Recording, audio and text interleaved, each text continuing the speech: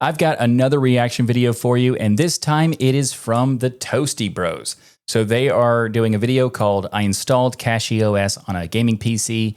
Bad idea, question mark? Well, no, CachyOS is totally fine. I mean, if you're a beginner, it might be somewhat problematic and confusing, but this is a technical, clearly this is a technicals channel. So I actually was recommended this video to check out and do a reaction video by Jill from my podcast, Destination Linux.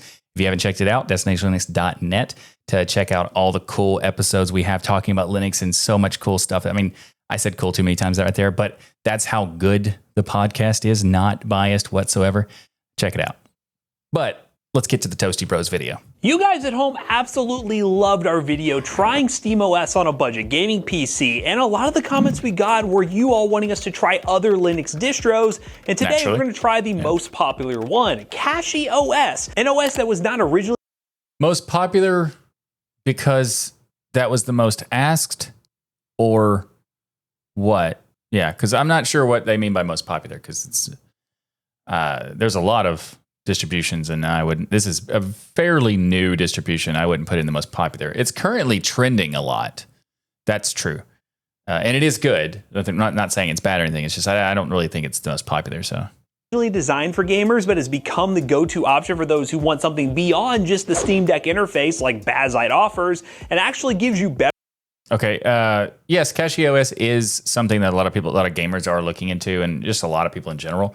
But it's Bazite doesn't have just a Steam Deck interface. Like, that's an option. Like, if you choose the set-top box version, or you choose there's actually like a big picture mode only type of approach to getting the download. And if you do that, then yeah, it'll give you the Steam Deck option. But that's like, you have to choose that. It comes by default with like a desktop option, you know? Better performance versus Windows? Well, in today's video, I'm going to take you along for the ride where I try CachyOS on a gaming PC, and we're going to talk more about this OS and how it works after a word from today's sponsor. Is it going to be better performance than Windows? If the game runs on Linux, it's almost always better performance on Linux than it is on Windows. So now, before we dive into this vlog-like experience, I just want to give you all some information on what's going on here. So I am here at Toasty Bros HQ by myself. Well, not exactly by myself. I have McAllister and Zach, the other Toasty Bros members, but Jackson and Jonah are currently off enjoying the greatest band of all time, Creed. You all can argue about that in the comments down below. But today, I figured while I'm here at the office... All right. I mean, everybody, to each their own in terms of music genres and bands and whatnot. I would not classify that band as the greatest of all time, but okay, sure. I try some more Linux distros because I've been having a lot of fun, especially with SteamOS, trying new operating systems that allow me to explore Linux much deeper and learn more about other options to Windows. Because let's be honest, Windows ain't great right now. So we're in a direction where Was it ever? That's the real question. Was it ever? Most people use Windows because they want to use a particular application, or they want to use particular peripherals. And it has nothing to do with whether or not Windows is good. Most people use Windows despite hating Windows and hating the incessant updates, or the whole force you to reboot every 4 hours or whatever, that, you know, like, or you can dismiss updates, but you have to do it in 4 hours, or keep that process going over and over. And if you accidentally miss it, then you're going to force an update, or just the fact that they're setting up telemetry to track everything you do on your computer now. Like, has it ever been a good experience?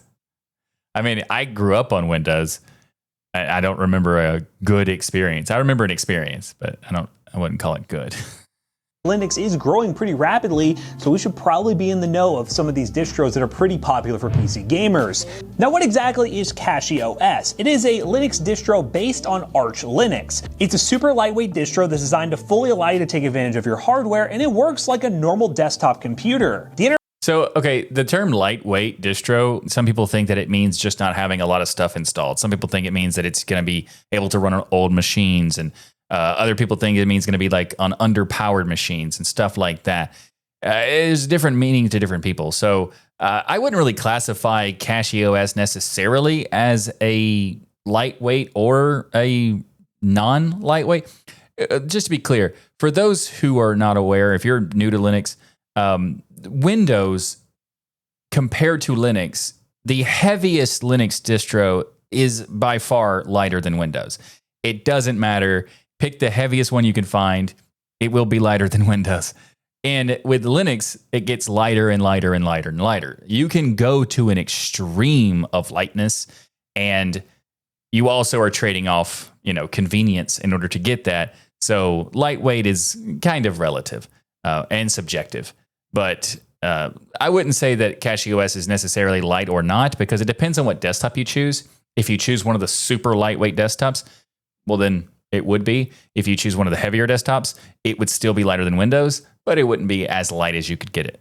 Interface, from what I've seen so far, looks very similar to just a normal Windows install or just running like a very basic version of Linux. It has normal navigations and things like that, but obviously it's going to have its quirks. That's what Linux is all about. Did you say basic version of Linux? Install or just running like a very basic version of Linux. It has normal navigation. There's no such thing as a basic version of Linux. It's, there's various different versions of Linux. There's a lot of them, and there's no basic one. So I'm not really sure what he means by that. But as far as the interface, I mean, if you choose KDE Plasma, it looks like Windows. If you choose Cinnamon, it'll look like Windows in a way.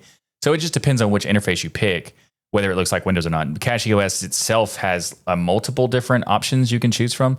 I don't know how many there are, and I don't remember which ones there are, but there are a lot. And depending on what interface style you want, you could choose, a variety of things. So it looks like that because you just choose to look like that. Maybe he's not aware of that stuff and he's just seeing like the photos of people are showing of what their cache is.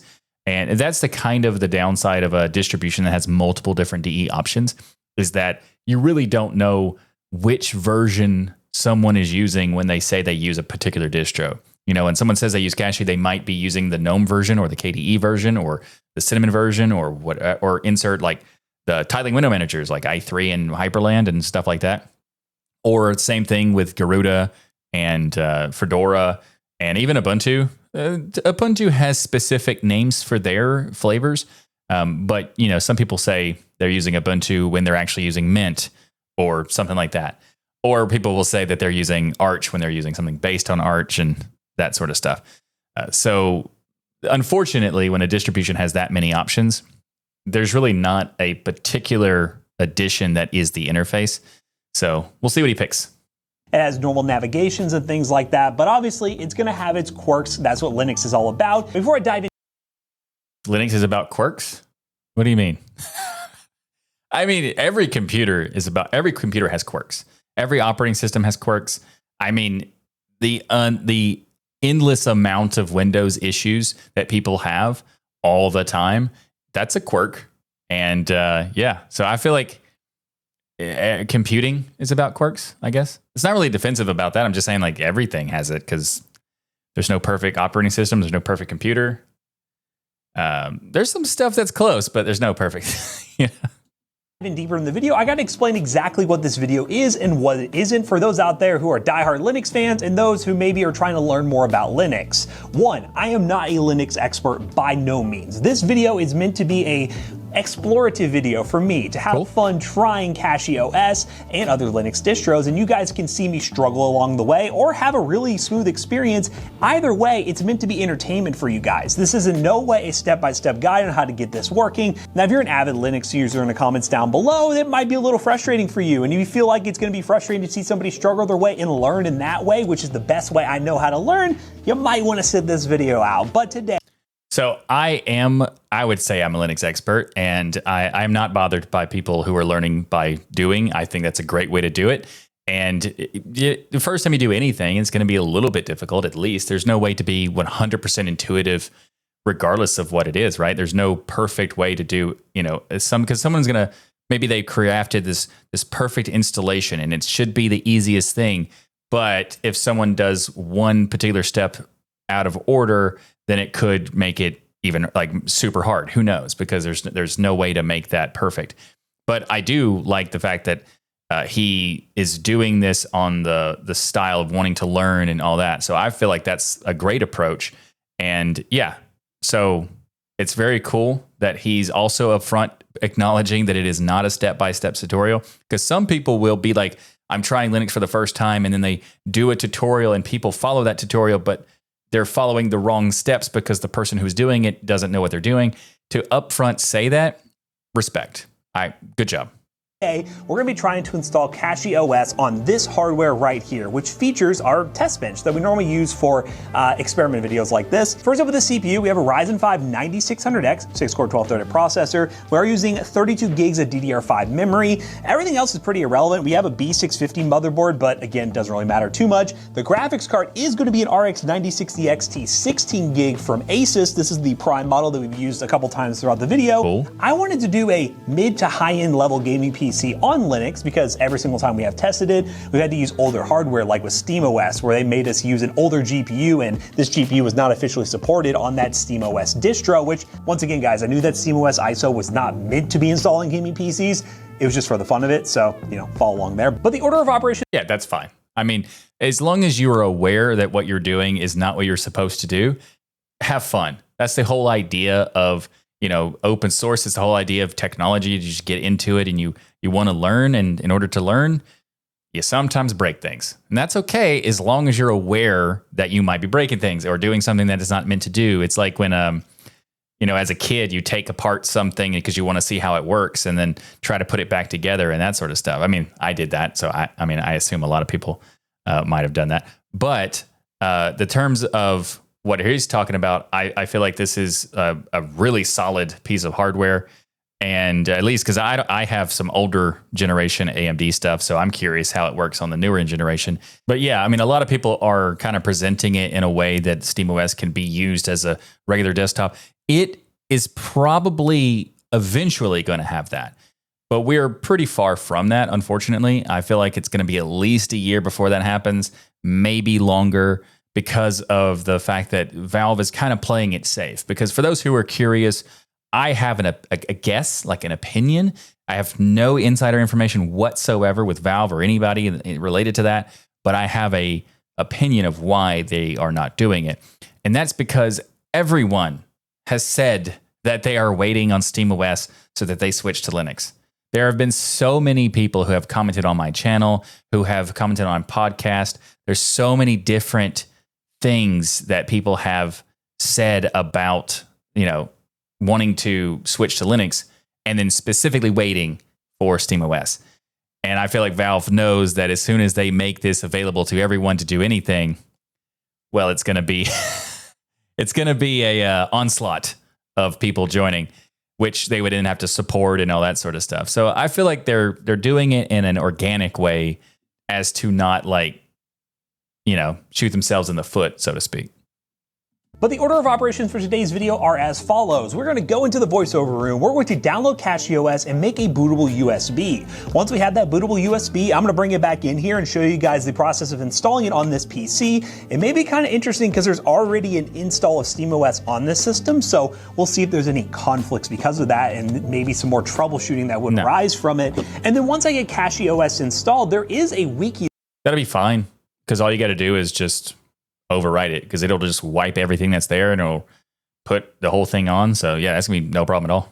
That is incredibly helpful for people who are moving to this OS for the first time to install all the necessary packages you need and also give you a quick guide on how to get Steam up and running. And from there, we're going to install some games on Steam. We're going to see what the performance is like and then come to a conclusion about CachyOS and if it's an operating system that I could see replacing Windows for me or if it's one of those where I need to move on to the next one and try something else. So let's not waste any more time, show you guys how to download and make a bootable USB with CachyOS, and then we'll get to installing. Okay guys, we are now here on CachyOS's website, which is a blazingly fast and customizable Linux distro. Now, how we're going to do this is pretty simple. We're going to hit download now, which to be fair, I haven't done this before. I'm going through the process for the very first time.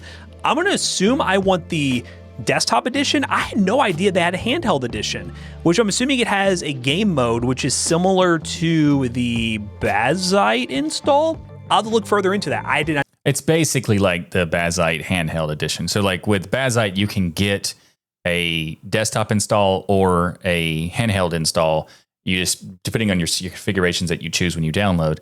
And this is more, you get all of that in just one go kind of thing, rather than the structure of like picking your like hardware and that sort of stuff. But yeah, basically it's the same thing. I didn't know that existed. This is my first time seeing that. So we'll try the desktop edition. We'll do the direct. Although, just to be real quick, it is the same thing in terms of like its purpose, but I don't believe that it's the same kind of approach because it's Arch-based. The technology that makes it possible for Bazzite to do its immutable-ish stuff. It's complicated. They're not technically immutable, but they're kind of, that's the term that's used. So like whatever. The immutable-ish stuff is pretty much a Fedora-only type of thing. So I doubt it's going to be that kind of approach. But maybe. I haven't checked out the handheld version myself, so maybe, but I suspect that it's not. And with the desktop edition, it's just like a standard Arch-based kind of thing. Desktop edition, download and let that go. Looks like it's about 2.6 gigs, so we'll let that download. I don't think I have Rufus on this computer, so we're going to get Rufus. You can use any sort of bootable USB device that you want to. Yeah, Rufus is actually pretty good. I feel like it's more tailored toward Windows users who want to build like their own Windows recovery disks and that sort of stuff. But I feel like the Rufus approach is not necessarily best for beginners, because if you just want to get Linux installed and you're not really caring about all the different features and the functionality that Rufus offers, like persistence and stuff, then I would check out Fedora Media Writer. And to me, I feel like Fedora Media Writer is the best one because of its simplicity. Let me just quickly show you what it looks like here. All right, so here is Fedora Media Writer. In order to get it, it's kind of wonky. I don't like that part, but when you go to Fedora, and then you go to any of these, it doesn't really matter which one you get, but we're going to do the KDE Plasma Desktop. If you click Learn More, it won't take you to directly to the Fedora Media Writer, but if you click Download Now, it will. And as you can see, here's Fedora Media Writer. And all we're going to do is just click down. For someone who's on Windows, you just click the download button. It will take you to the GitHub. Once you're at the GitHub, then you will take the exe file. Unless you are on Mac, then you would take the DMG file. And if you're on the latest versions of Mac with the M series chips, then you would get the ARM64 edition. I feel like they should probably just label it as M series, but that's it. So ARM64, it's because the M series chip is an ARM chip, and that's why it's called ARM64. But just download the Fedora Media Writer. And in my opinion, this is a better choice because it is just simple. Like, it's hard to show you here, but hold on a second. Now, I know some of you in the comments, and I've been seeing it a lot, is telling me to try Ventoy, I think that's what it's called, which allows you to make one installer with a bunch of different Linux distros. I promise I will get to that. That will be my next thing. I am just dipping my toe in the next Linux distro. And then once I get to number 4, I think it would make sense to have one, right? You would think. Or maybe I'm just being lazy. Y'all can just criticize me down below. But let's go ahead and open up. I actually don't think most people should use Ventoy anyway, because if you're a beginner to Linux, you're just new in general, it's not a great idea to have that sort of stuff. Is it cool to have one drive that has multiple ISOs you could boot from and all that? Yes, it's cool. But is it necessary? Not really. It just makes it a little bit more complicated for no particular reason. Like if you want to do distro hopping a lot and you want to have like 20 different ISOs, yes, I could see how the value of that would be cool. But if you're just getting started, there's no reason to go through all that when you could just try out your first distro. And if you like it, great, use it. If you want something else, then you could do it again. And like what he's saying, as far as like multiple, once you do through a multiple, maybe you want to do it. I guess maybe at that point, but in the beginning, there's no real reason to do it. But really, the reason I suggest Fedora Media Writer is just because it's much more simple. It just gets out of the way. You do the download the ISO, choose the drive you want, and then click right, and you're done.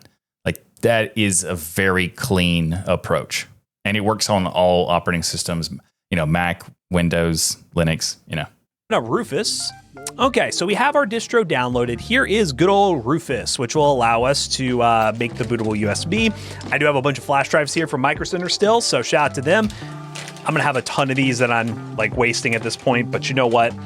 Shout out to them, they're affordable flash drives. So I'm gonna go ahead and plug this bad boy up. We'll say the USB ports on this are not amazing. Okay, so this popped up immediately. So let's go ahead and select our image. There's CachyOS. Everything looks pretty standard. If I was just making Windows USB, I would just hit start. And as far as I know, that's all I need to do. So we're gonna hit start, right in ISO. That's what I'm talking about with like all the different settings. With the Fedora Media Writer, you just skip all that and it just does what it needs to do. Mode means you can either resize ISO image. Let's do this.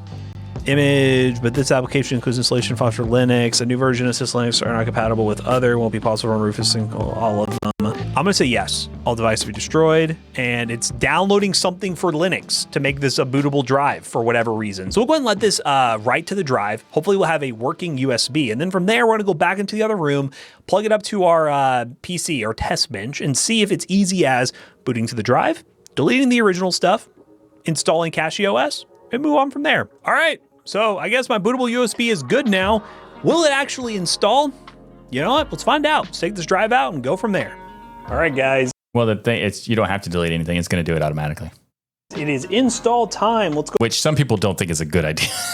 You know, sometimes. I mean, they might want to keep their drive, so it's important that you're doing it on drive you don't care about keeping. Go ahead and power this thing on. We have the USB installed. Well, turn flip power switch. We have USB installed, and hopefully I could just boot to this USB. Hopefully. I mean, that's normally what you want to do, right? Let's find out. So we'll get to the BIOS. That's gonna be the biggest problem is because we already have an install on this drive. Oh, cool, perfect. Hopefully there's no problems with that. So we'll do a quick little boot override to, I'm gonna assume partition 1 based on the last time we did this with SteamOS. Yes, perfect. So CachyOS, will this just boot? All right, so we're getting a bunch of stuff going on here. Triggering events. I saw the word failed. We're off to a great start. Writing. So here's the thing about the booting of some systems with the USB drives. There's sometimes it will boot and say messages that are not relevant if they fail. Like sometimes things will just fail in the boot sequence that are not really a big deal because, for example, they have a lot of different functionality that is baked into the drive for the kernel and I have everything supported. And if you have hardware that's not supported and it's trying to run that thing, it will indicate that it failed, but that's because it doesn't have the hardware to run it. It's not necessarily mean that it's bad. I didn't actually see what the message was that failed because it's pretty small on my screen, but it usually is that kind of reason. It's usually not a big deal at all. 10 seconds for device, okay. Failed parse and TPM final event log, config failed, doesn't have any port. I'm just, you know what, every time I've tried Linux, I've learned the fact that it says failed a lot, but that doesn't necessarily mean something bad has happened yet in terms of getting it working. So we're just gonna leave it. Just let it go. Okay, so this is looking very. That's true. It does do that, and it shouldn't. It really shouldn't, because even people who are technical are commenting on that sort of stuff. But imagine someone who's not technical at all, who's worried that something is failing. These boots should not even show anything. They should just be showing like a splash screen and that sort of stuff, and all that stuff should be hidden. Very similar to the other installs we've had recently. This like, okay, test, all this stuff. This is looking very similar, so I'm feeling more comfortable. Okay, we're now on a black screen, and we have a cursor. Does that mean we're about to boot into an environment where I can install the distro? Or a little test environment? Let's see. Yeah, why not? Ah, look at that. Welcome to CachyOS. Okay. Learn more. That's cool. So the default desktop is KDE Plasma. Yada, yada, yada. All right, launch installer. No, I need internet. I did not know I need internet to install. Okay, interesting. So let's do that. I need another, what's the reason for needing internet? Is it just updates, I guess? So let's launch the installer. Well, actually, it's updates, and also Cachy has a bunch of different options. And unless, I guess in some desktops and some distros, they give you the option of like an offline installer, but it's only one particular option you can install. Because in order to have multiple desktops that you can install from, you're going to have to pull all the different stuff at the time you do the installation. Otherwise, your ISO is going to be enormous to have everything all on the ISO. So that's the real reason. But also, you really don't need updates in a system that's based on Arch because it's just going to pull the updates immediately. But in a way, kind of that too. But mostly it's going to be needing the packages depending on which desktop you pick.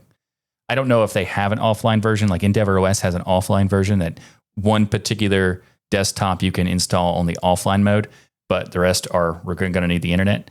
I think based on, I could be wrong, but I think Cachy is just all of them that way. Bootloader. Should I use default? Yeah, what edition should I use? That is not beginner friendly. That is not beginner friendly because it's not really explaining what these are or why you want them or anything. So that is, not the greatest user friendliness, I would say. But in this case, the default option is fine. System deboot is fine in this case because he's wiping the entire drive. If you were to do a Windows like dual boot system and you want to have the install alongside Windows, that's more grub kind of thing. I don't think system deboot can support Windows, and grub can see the Windows launching stuff. So that's why you would have those two options. Can't really see what the rest of them are. So the first two are the main ones that you would even care about, but that's why you'd pick grub. I'm just gonna do the one that says default, right? Sure. In this case, why not? I'm waiting for you all to furiously comment down below. I did the absolute wrong thing, but okay. So we want. You didn't. It's fine because you're just wiping out the existing and putting everything on once. Like I said just a minute ago. English. That's obvious. There's where I'm located. That looks accurate. Okay, so we want to erase the disk. So actually there's install alongside, so it'll actually make room for cache if you want to dual boot. That's pretty cool. So before, the current system has a bunch of other stuff, right? That SteamOS and everything, we don't need that. Now it'll just be CachyOS. Plasma desktop, no, I want a desktop. GNOME, I think Plasma looks good. Oh, there's a bunch of different versions. Okay, so we have i3 Window Manager. Whoa, what is this? Okay, let's do Plasma. Good. I'm glad he chose Plasma. It's going to be a much better experience. If he had chosen Cinnamon or Budgie, both of those would have been probably fine. XFCE, maybe. UKUU or UKUI, also maybe. It just depends. I've never tried either one of. I've only tried Plasma on Cachy, but the rest of them, some of them would be good. Some of them would be a little bit too much. As far as like GNOME would be a very different interface, so he probably wouldn't like that. And there's a few in here that beginners should not even remotely touch, like i3 or Hyperland or Qtile or Sway. Yeah, you shouldn't be using. And Cosmic is an alpha-based desktop. It's cool that enthusiasts could play with Cosmic, but I would prefer these kind of be like making it where you could have to choose for advanced settings to have a beginner mode and advanced mode. So if you actually wanted to have beginners use Cachy, but I don't know if they do. Maybe they don't. Maybe they're just going for enthusiasts and that sort of stuff, which is fine because it is based on Arch and that's really what Arch is about. So, that's fine. BSPWM also an advanced user thing. So I'm glad he picked one that's not an advanced one. That one looks good. Let's see, any additional packages I want. GNOME desktop, designed to put you in control and get things done. I'm good. Let's just hit next. Username, we'll use Toasty Max. And we'll call it that, no password. 1234 chat, I said it. CachyOS about make changes to your disk. Yes, install. Okay, that was simple. So far, so good. It's working hardware-wise. Let's just let it run through the installer. Looks like we are all done. It's installed in your computer, may restart now, and I'm gonna hit done and finish. Oh, that's just showing the steps, okay. I'm gonna hit done, and now we're restarting, and in theory, we should boot into CachyOS, which would be absolutely sick. Okay guys, we're in CachyOS. I will say, not without a bit of stress. I randomly went to a black screen where it was throwing me in this error. Actually, I have it written down over here. It was saying USB device descriptor read-64 error. It just kept saying that over and over again, and I thought, uh-oh, what's going on? But then it said it like 4 times and then booted into CachyOS, so I don't know, we'll see what happens with that. But our password is 1234, so we should be able to hit 1234 and be on desktop. Let's go. All right. So we are here and good to go. Now the first thing I want to do is open up, of course, Firefox. Let's go. Let's go to the CachyOS Wiki. So this is a guide that I found that allows me to go through everything I need to set up CachyOS for gaming in mind, which is what we're doing here. So we need to install the Meta-Pkg, which it has been forever since I've actually opened up the ability to the command prompt or whatever you call this. Like, what do you do in this? Is it all applications, utilities? Let's see, I haven't done this in forever. What is it called? Console. All right, sudo pacman. So basically what I'm installing is... So console is the specific KDE terminal app. But yeah, he found it. It's good. called the Meta-Pkg. The Meta-Pkg gives me all the stuff, the tools and stores and everything that I will need to get everything up and running, and it should just go directly to there. So basically packages, from my knowledge, is a way for you to pull a literally pack of programs, things you would need. You install it all at once through the launcher, and it makes everything easier. And some people build these packages for you guys to be able to pull. So a package is basically just any application. In Linux, they're all called packages. Apps or what programs or whatever are all just packages inside of the repository, inside of the library of stuff that's in the system. And so everything is just called a package that is put in there. A meta package is what he's talking about, where you get one package that pulls in a bunch of other packages. And really the purpose is to just make it simple. So the commands could be like, something super small, like just installing, pacman install with a CachyOS gaming -meta versus listing every single application in that. So it's just a simple way to make the tutorial much quicker. I'm going to run this and see if it works. Well, not quicker to follow, not quicker to, it's still going to have to install everything, each thing individually. Okay, there's 2 providers available. Let's do repository 1, and it's going to install a bunch of different stuff. So it looks like a bunch of different libraries and everything. So that looks fine, right? Total download size, total install size. Okay, it's about 3 gigs. This might take a little bit. So we'll hit yes, and we're gonna let this run. So, all right. I'm just following this guide step by step because, once again, first time doing this, so I think it'd be a good idea for me to just follow this step by step. And then from there, all you gotta do for Steam is just install Steam. Or I'm wondering if this will actually install Steam. This might give me Steam, we'll see. But then once we get Steam installed, we just have to enable Proton in the settings, and then we can download games. It's just like Bazite, but we actually have a desktop environment now. So this is pretty cool. Bazite has one of those as well. Yeah, and it also by default has GNOME and KDE Plasma as the top options. But I think they might be the only options that you can choose in Bazite.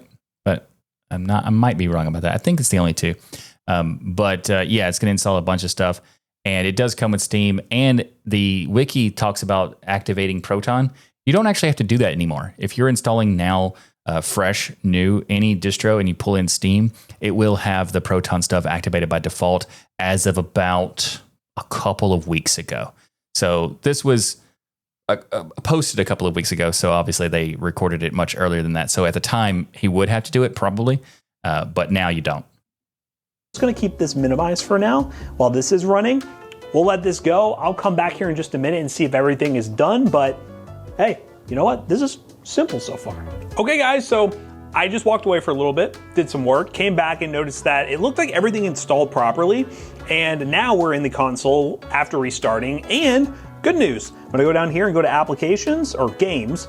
Steam's there. So I should be able to just sign into Steam, I'm assuming, once this is done setting up. But we'll let Steam load up here, and then I should be able to enable the Proton layer, which, can I open that back up? Oh, wow, it's still stayed here. Dude, this operating system, it's snappy, man. Like, just moving around, look how quick. It's one of the things where it might not be very visible on camera, but if you are somebody using this operating system, it does feel like they just say, forget the animations, they'll just make it really, really snappy, and yeah, I like it. Feels good. Now, I'm wondering if they do have the animations, but they made the animations very quick, it looks like. So, but I think that's a good idea because there's actually a concept in design. For those who don't know, I'm a designer. And one of the things is that there's this concept of speed and perception of speed. And sometimes things that go too fast feel like they're a little broken. Like if you just went from one screen to the next screen and there was no animation, it would feel like it's kind of clunky, like not like it's not smooth. And with a much faster animation, you have the feel of being really fast and the perception of speed because it's going faster than you would expect it. But it has really nothing to do with the speed of the system. It's just a visual trick of the eye kind of thing. Because the system could run it in any way. You could make that animation take as long as you want or as little as you want. And as long as you don't make it feel too long and feel too fast, you got to find the sweet spot. But either way, the machine would be doing perfectly fine in all of them. It's kind of like a perception thing rather than an actual performance thing. The new overlay that Steam's running, the new overlay beta will actually just work. Cool, I'm signing into Steam, perfect. because I don't know how to do an overlay. This isn't like Bazzite that would have that one overlay software, which I could get on my own, I believe. I've seen you guys comment down below that you actually can install that. I don't know what it's named, but everything's looking good. Let's go into the guide real quick. Bazzite comes with Steam, so I'm not really sure what he means, but maybe he did this before they had it or something. But last time every time I checked it, it had Steam by default. So I need to go to compatibility and set Proton version to Proton GE. And then we should be good to go. All right, so wait, we got a couple things here. Download pre-shader caching, let's do that. Oh, Allow Vulkan shaders, background processing. So this way I think the games will already have it before I try to launch it, which would be very nice. Compatibility and make sure those are on and Proton version is set, okay. I'm on Proton Experimental. Do I need to change it? Proton GE, it's a new beta. Restart later. Let's just leave it on experimental for now, see if that works. I don't know if there's a major difference. We'll see. We'll play some games that are not natively supported on Linux. Or again, all these games will work on Linux nowadays, especially with the Proton layer, but I just want to make sure we're not going to have any major issues. So I'm going to go ahead and try to install. So in a previous reaction video, there's that Linux icon that does nothing these days. Like it used to actually say when a Linux game is Linux compatible, as in like Linux native, and then when you activated Proton, it wouldn't change anything because it needs to, run in a game anyway. So it's kind of like a Linux native button. But now that everything is by default on to assume Proton usage, that button does nothing. So they should absolutely make that button kind of like open a search or something, like the Steam Deck verified / playable, maybe even untested as well. And that would be a nice use case for that button. But yeah, it doesn't do anything these days. But oh well. Also, the whole Proton GE thing, I think he is actually using the latest version of Steam that has the pre-installed, pre-set up everything Proton, so you don't actually have to do anything.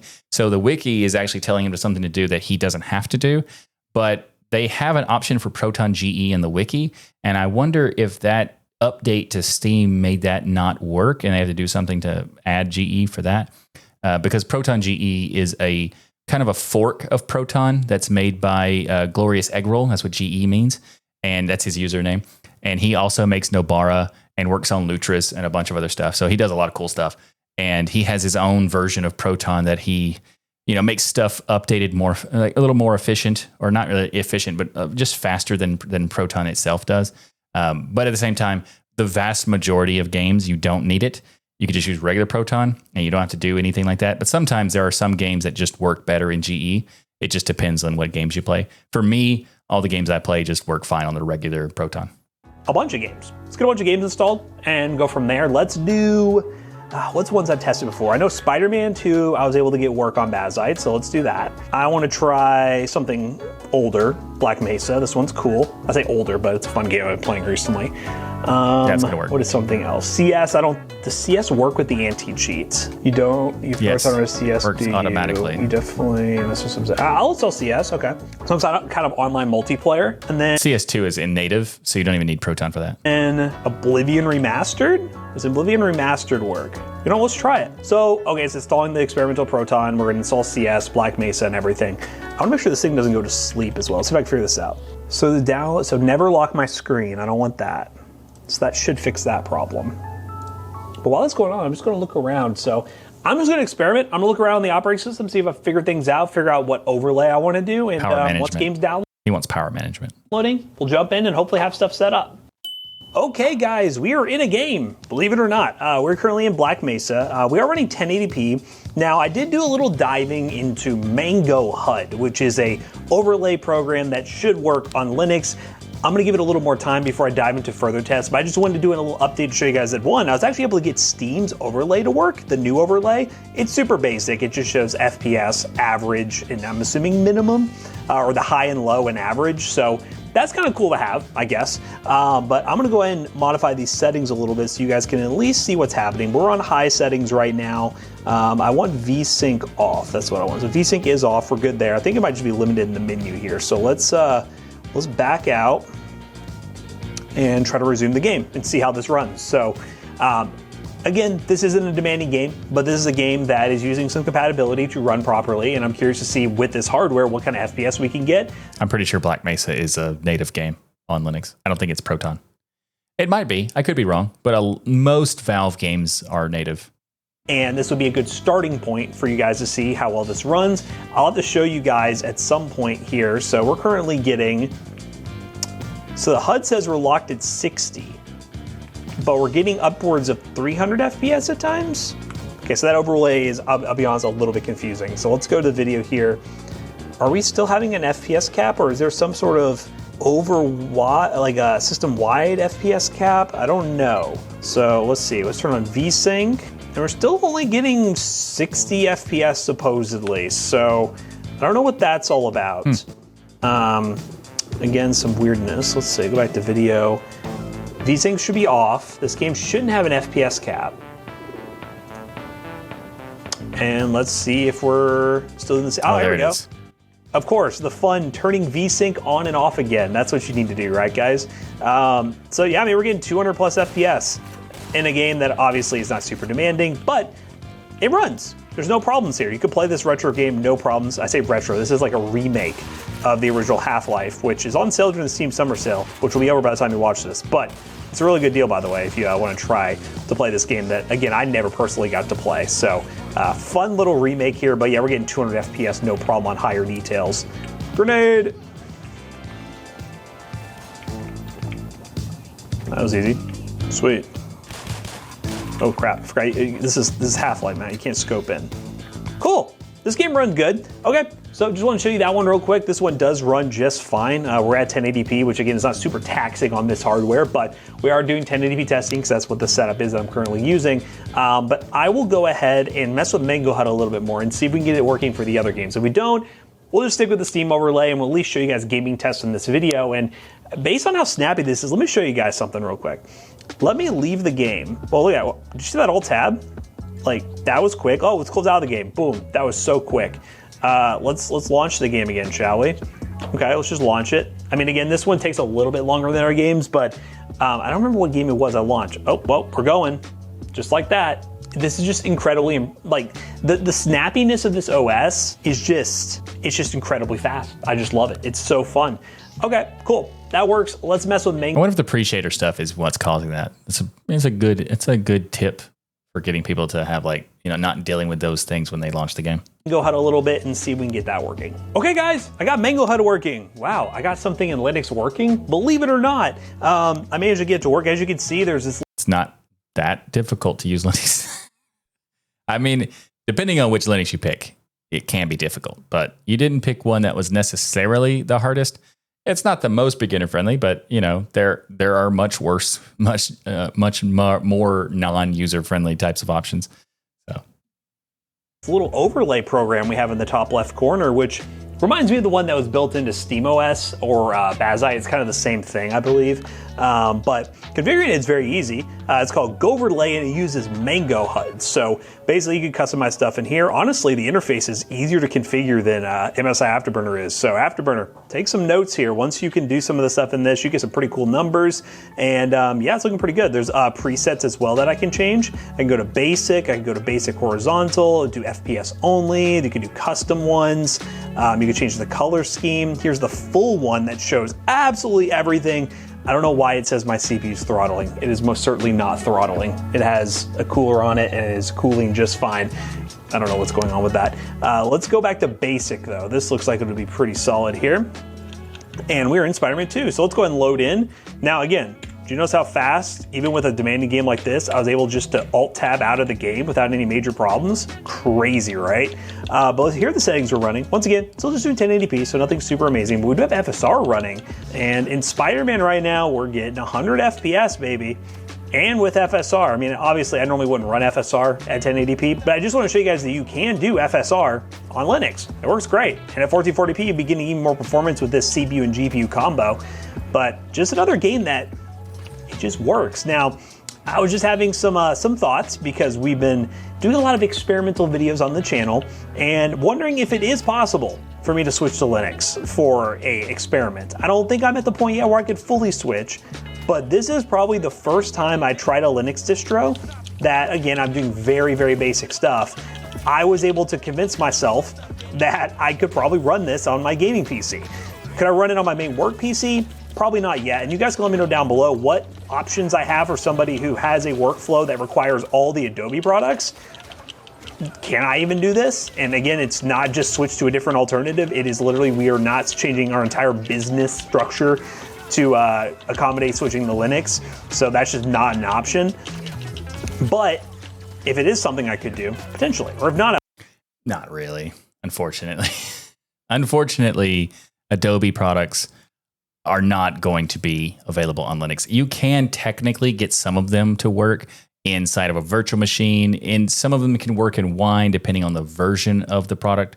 So Photoshop you can get Photoshop to work in some ways, but the most intensive things like video editing, like Adobe Premiere or the After Effects programs, that's not really going to work. For those who can change the applications they use, then DaVinci Resolve for video editing and for audio editing and for motion graphics and for all that sort of stuff, then absolutely use DaVinci Resolve, because in my opinion, I like DaVinci Resolve better anyway, because I just do. And there are alternatives that you can use. Photop.com, for example, is an alternative to Photoshop.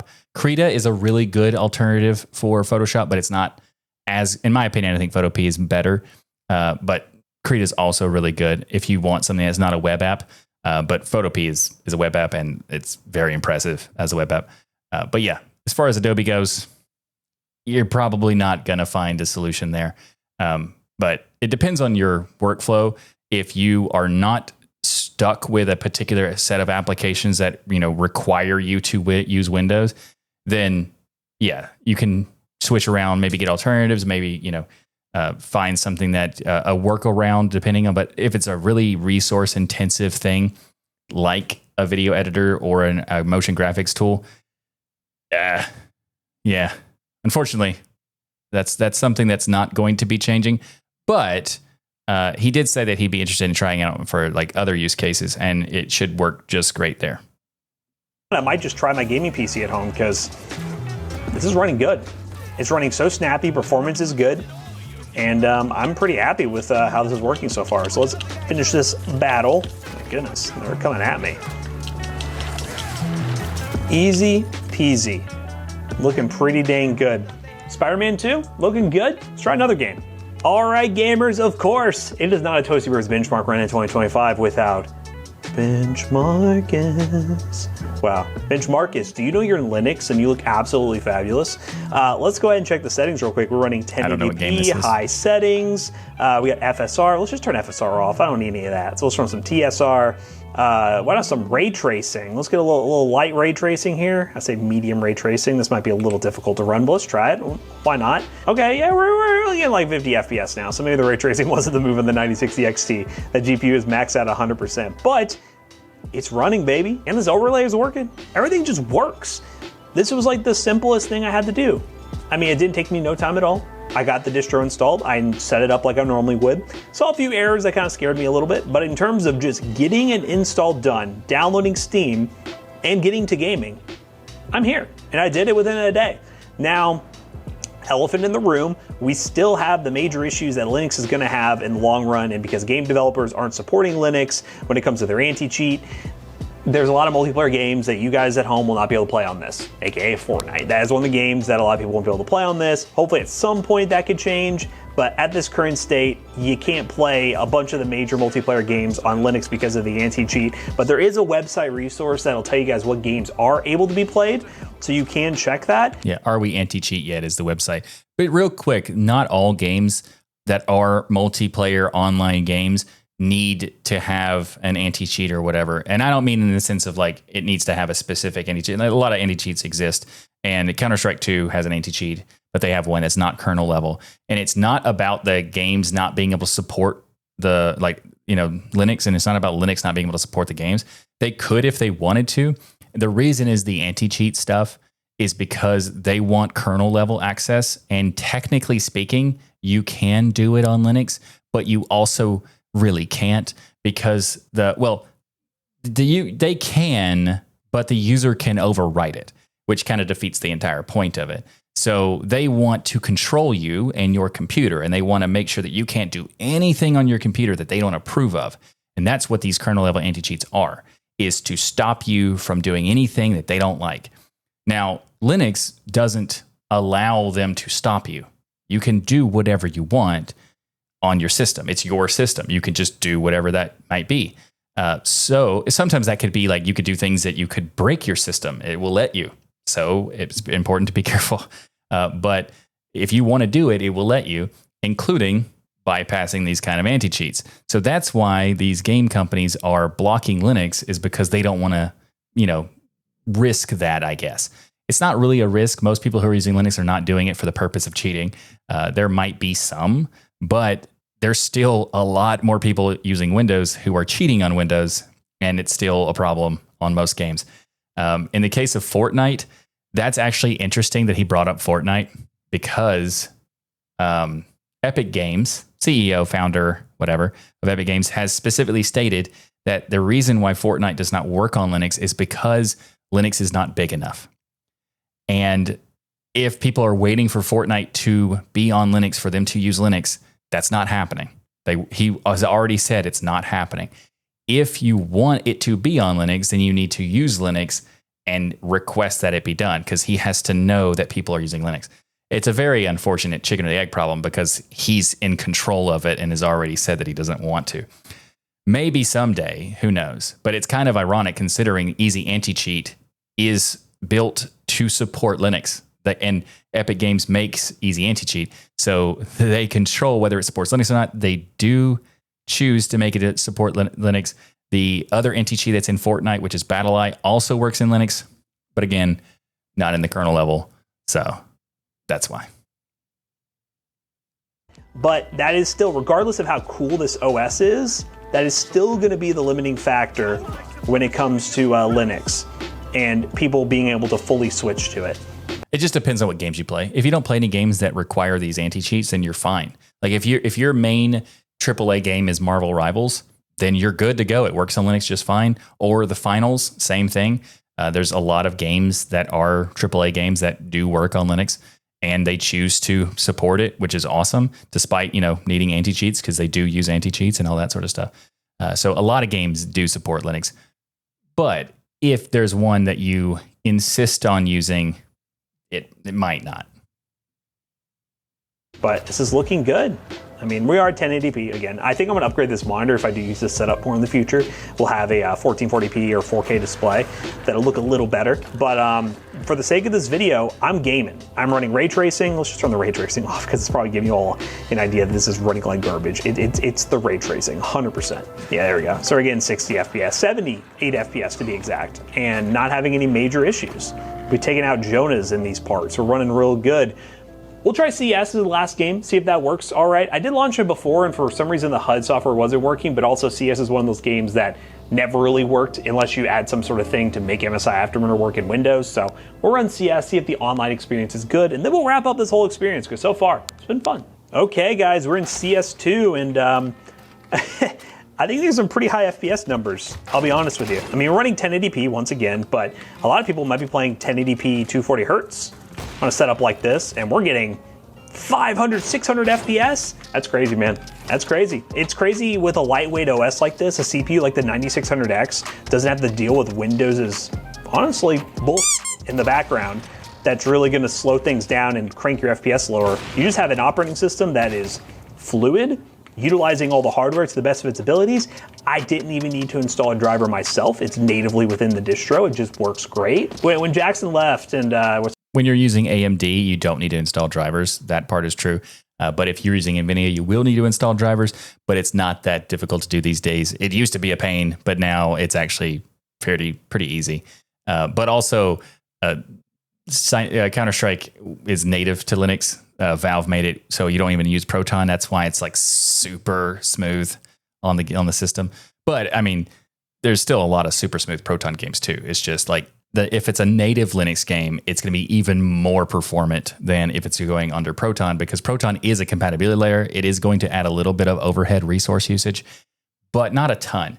And when people switch from Windows to Linux, they see that the experience is better because Windows is so heavy and has all that stuff in the background that you don't have to deal with in Linux, it still is going to be more performant, even with that overhead hit. And if it's native, it's even better.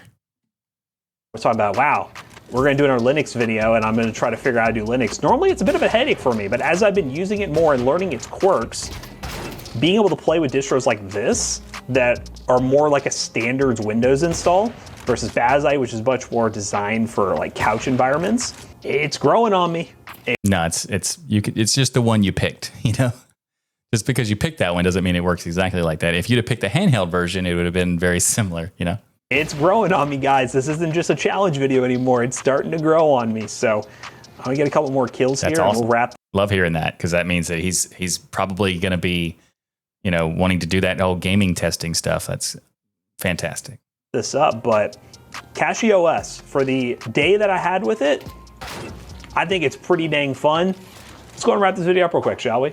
Okay guys, well, that was a fun day of messing with Linux, and normally ends up being a headache, but unfortunately there was very little drama for you guys. So hopefully you guys enjoyed this video. I feel like this one will be more appealing to the Linux users that are probably down below in some of the videos saying, you know, when it works right, it's actually good, right? Well, CachyOS is pretty awesome. Again, this was just me gaming on it, getting it set up to game. There's so much more I could do with this in the long run, and if you guys enjoy this series where we try different Linux distros, I definitely want to see some other suggestions down below, ones that are more gaming focused, because I want to be more aware and understanding of how these distros work and Linux in general works. Now, yes, I don't think Windows. So I'm curious what other issues he had on the previous videos. I might give a look for those, give those a look. But I feel like that it's really cool to see the Toasty Bros being really into Linux, at least trying it out in different things. And it's cool that they have these different, you know, trying out multiple different distributions, and I'm curious what their experience is. And it's also important that the whole gaming thing, gaming-centric distros, it's not really necessary. You can do gaming on any Linux distro. It doesn't really matter, as long as you have the right drivers and Steam installed and all that sort of stuff. As long as you get the stuff installed, that's what you need for the gaming. You don't need a gaming specific, like, you know, labeled, categorized distribution for that. A lot of people want that, but you know, unlike the gamer laptops, you don't really need that in Linux. You can just use any Linux Linux distribution for gaming. There are some that do it easier, like Bazite has stuff pre-installed, and that's nice. So you don't have to do it. You don't have to do the installations. That's pretty nice. But other than that, there's really no benefit other than just stuff being pre-installed. Is getting replaced in the next couple of years. It's probably not going to happen. But Windows has been slowly getting worse and worse in terms of the hardware utilization, and just for us PC gamers, causing us a lot of headaches. I can see a world where Linux starts becoming more popular and is much higher than the 1% to 2%ers out there. There could be a It's already much higher. It's about, so some people are saying then like it's a 5%. Other sites are saying that it's 6%. And if you do some math about like what OSs they're all comparing, it's even up to 11% in some sources, depending on the region.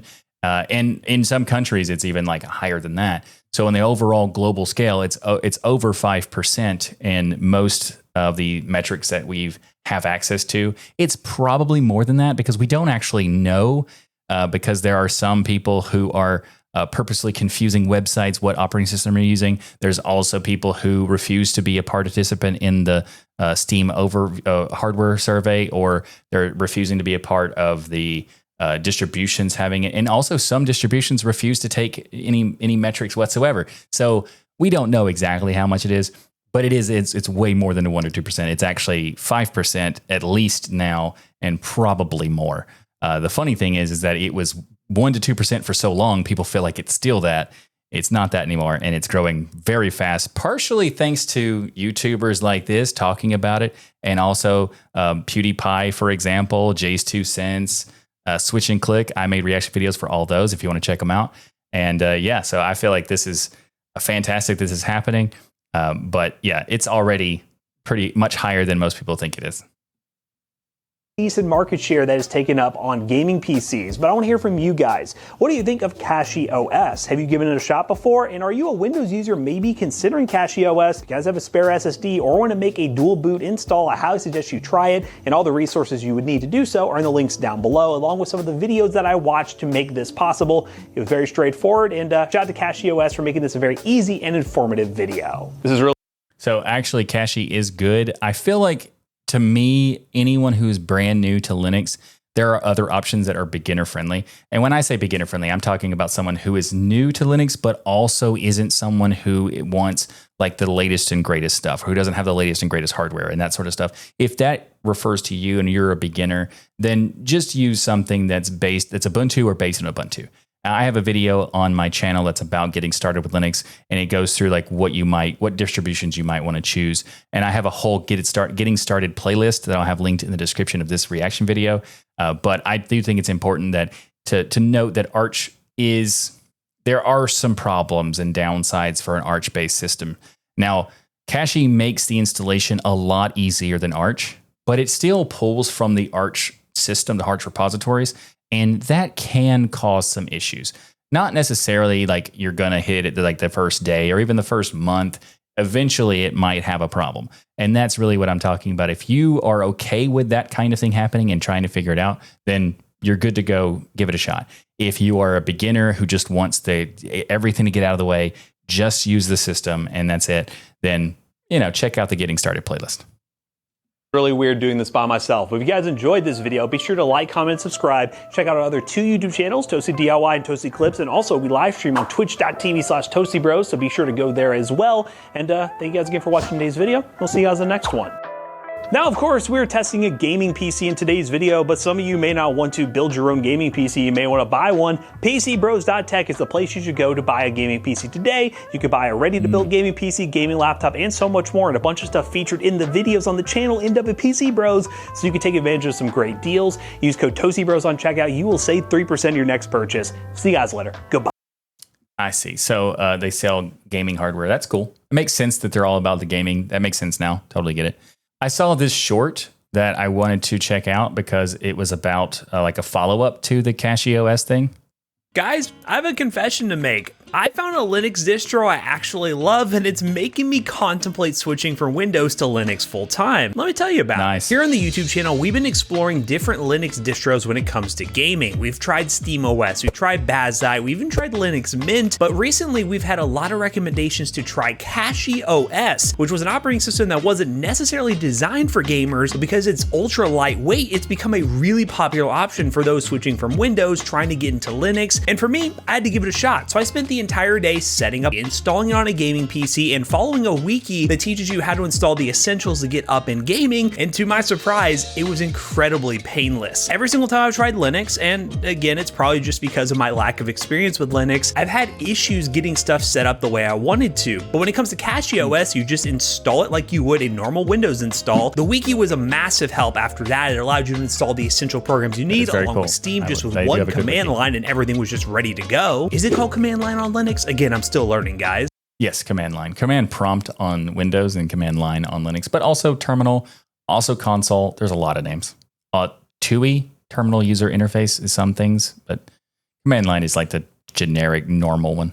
And from there, I was able to launch Steam games and have them run really well. And just using the operating system shows how much snappier a super cut down version of Linux is versus the bloated operating system that Windows 11 is nowadays. Now again, I am still new when it comes to Linux. I want to learn a bunch more, but I am contemplating it, especially for my gaming PC, trying to switch to CachyOS for 30 days and see if I have any experience in the long run. Nice. That was just one day with the operating system. And I know things could go wrong later down the line, so I want to hear from you guys. Have you all tried CachyOS, or is there a Linux distro that got you to switch from Windows full time? Let me know down below so I can give it a shot.